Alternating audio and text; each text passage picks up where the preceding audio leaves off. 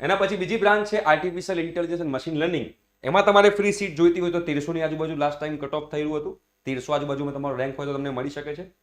General કેટેગરીમાં તમારો rank 500 ની આજુબાજુ હોય તો તમને લોકોને મળી શકે છે. જનરલ ઈડબ્લ્યુએસ જે છે, જનરલ ઈડબ્લ્યુએસમાં 545 ની આજુબાજુ તમારો રેન્ક હોય તો તમને લોકોને એડમિશન મળી શકે છે.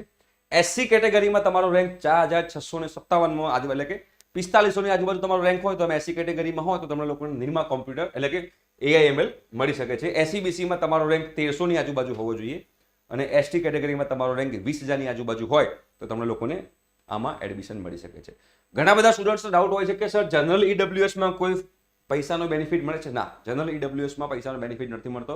પૈસાનો બેનિફિટ 3 રીતે મળે છે. પહેલો કે તમે TFWSમાં એડમિશન લો, મતલબ કે ફ્રી સીટમાં કોઈ પણ કેટેગરીના લોકો આમાં એપ્લાય કરી શકે. એ પણ કેવી રીતે કરવાનું, શું કરવાનું, જે લોકો 1-to-1 કાઉન્સેલિંગમાં આવે છે આપણે બધું એમને ગાઈડ કરીએ છીએ.